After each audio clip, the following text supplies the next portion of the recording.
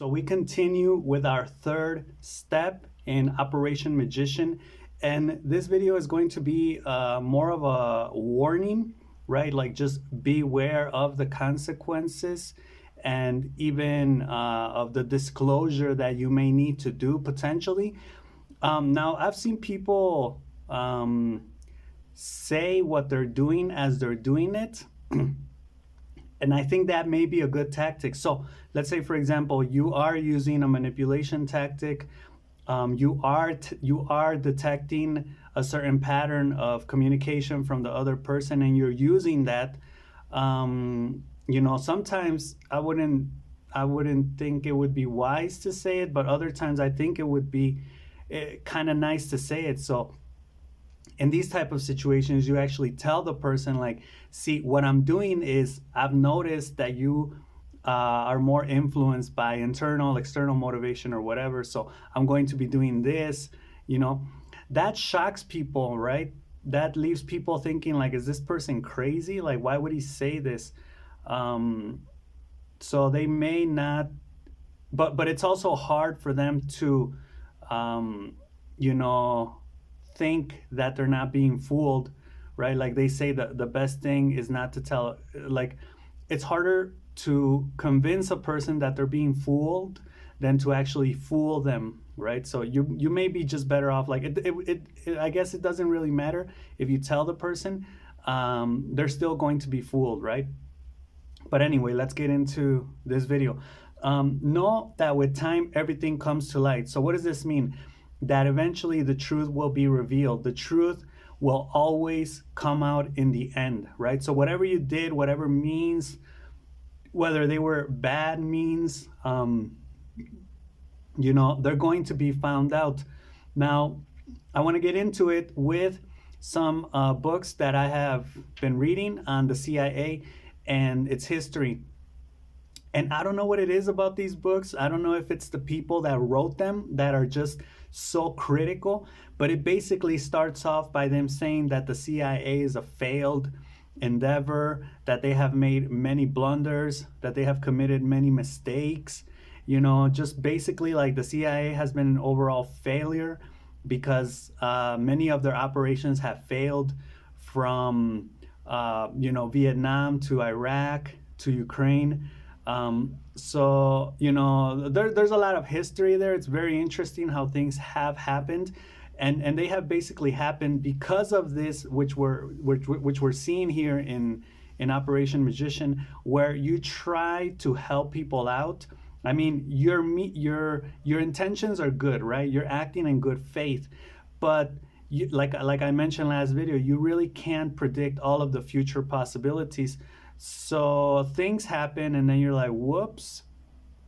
And I was watching this documentary. I think it was on Turning Point, where they actually say the CIA and the United States is one of the few countries that actually come out and say, like, look, we've messed up in these things. Like, check it out, right? Like, because there's a lot of reports that are online from the CIA that you can look up. From testing people, from these operations that failed. I mean, they're all pretty known. Even with the Soviet Union back in the Cold War, the Soviet Union had these like Romeos, which they came to Berlin during the Cold War, and they would seduce the secretaries that were working for the West, and extract information from them to take back to the Soviet Union, right? So they were saying that the U.S. and the CIA are relatively new compared to these other older agencies, like MI6, KGB was with Russia, or whatever Russia has now. I think Israel, Iran, like a lot of these countries have their intelligence agencies, and they've been around much longer. But when it comes to an individual, you have to know that whatever you do is going to be found out eventually. So be careful. The thing here is be careful, be aware that you will probably have to explain this at the end, right? Even for me, the character that embodies the magician archetype, which is Frank Underwood in the Netflix series House of Cards, he is eventually seen as unreliable, untrustworthy, and deceitful, right? he could get away, and this is the thing, you could get away with playing dirty in the beginning or once, but after that it's going to be really hard for people to trust you, and for you to be able to transform reality, change hearts, change mindsets, you have to be able to be trusted, right? So if you break that bond with people, then the only thing you have left is coercion or reward, which I mentioned in the last video, and that's short-lived, right? So the best thing would be, ideology, get people through their ideology, right? Okay, now the CIA did a lot of jumping around because they were trying to protect American interest, American foreign interest, and just like any country tries to protect their interest abroad, they go into other countries and they try to influence those governments. I guess at first it was because of communism, and now it's just kind of like, I don't know, for economic purposes, I guess. But we can also learn from other agencies, right? Like the CIA did a lot of jumping around, right, where they were in different countries. Um, but we could also talk about, for example, like MI6, right, which is the intelligence agency in England, from London. And it may be that they're more subtle, they're calmer in nature. I think the United States is more excuse me, their Independence Day is July 4th. So me, I talk a lot about the zodiac. So they would be more Cancer, and just like a Cancer, they're more emotional, they're more out there trying to change things, but then screwing up. I mean, I think all signs screw up, but the Taurus is more in a position because I think England is Taurus. They're more calmer. So in this case, you would try not to interfere in so many affairs. Limit yourself, limit the extension in which you do these things. And this is also good. We're going to get into why it's good. But limiting yourself to just simply adjusting, tweaking some things here and there, and positioning yourself in a comfortable and or powerful position, right? Where you're just, because I mean, at the end of the day, that's really what you want to do. You don't want to be jumping around from place to place, changing countries, changing people, right, all the time, intermingling in affairs that may not even be of any relevance or impact to you, that may not affect you at all, right? Just because you're trying to do good, just let people be, right? Be tolerant, and as long as they don't affect you directly, I think you should be in a good position to just make those tweaks, like a little bit more of a Taurian thing, more of a Taurus thing, where it's like, I'm not gonna get into the neighbor's affairs or the person down the street's affairs. I'm just gonna worry about my own things and the people I can influence directly, right? Now that doesn't mean if you do have to influence someone from the exterior, you're not gonna do it. You may also need to do it, right? But it's not the objective. It would be the exception, right? Okay, now finally, I want to say, this is the thing I was talking about, we were going to get into, is there are many downsides to manipulating.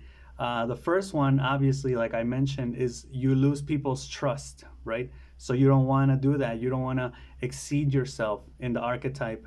So only be a magician occasionally, deliberately, very aware, very consciously, right? Be a magician when it really benefits you and when you really need it, right? And I think overall, that's kind of what we do as humans. We do get away with things when we really need to, right? And we just need a little bit of skill and luck, right? But what these videos are trying to teach me or teach you are ways to develop that skill more. So luck, that comes with under the circumstances, or that comes with the situations, but the skills that you need, or maybe even just that level of being aware, right, of listening, of being conscious to what's around you, to what people are actually saying, in order to be able to help them change, right? That's the part that we're going to be developing here. So yeah, why the other downside to this that I can think of is that you need to intently listen, right? So when you're really listening, when you're really guiding the person, that takes a toll on you, right? You're not going to walk around life doing that all the time. You're not going to walk around life listening to every person under every circumstance. No, you know, most of the time we go around life on autopilot, on automatic, right? We're just living the moment, you know, not really thinking about it, not really examining and, you know, trying to influence it. Like we're just kind of chill. So yeah, this video is kind of like a precaution, like, you know, limit your moments of the magician archetype, of your operation magician, because they do take a toll on you. They will exhaust you if you're not careful, right? Now, when you do listen, when you are guiding the person, you know, afterwards you may feel a little exhausted, but that's fine, because those are the moments, you know, you just got to get in the mindset. Like when you're listening to someone and that person's telling you about their problem, and you know they may be a little bit stubborn or hard-headed, they're not going to get your point of view, you know, you do have to find ways to kind of get in there with your questions, with your responses, right? Excuse me, with what you're saying. So you know, that takes work, right? I mean, anybody can do it, but that takes work. And the other thing is the planning, right? Like I would say just do that planning, right? That prep work that Joe Navarro was talking about and I talked about last video. Just do that only when it's something really important, right? Like if you talk to someone every day and you're worried about talking to that person, you're not going to be prepping for that every single day, right? Or you're not going to be prepping for every single circumstance or planning for every single circumstance, right? So just have like an image in your mind of what the situation is, of what the possible interactions are, of how you're going to handle yourself, right? Remember, that's that Joe Navarro tip of assessing the person, assessing the situation, and assessing yourself. How are you going to respond? Right? How are you going to respond? Sorry. You already know the situation. So all you have to do is take those variables, those factors into consideration when you're considering what you're going to be saying and what that other person is going to be saying, and probably how they're going to be viewing you, right? And like I said, that takes work. It may exhaust you if you do it all the time. So pick your battles. Pick only the circumstances in which the magician archetype is going to be very beneficial. Don't use it for everything, right? Obviously.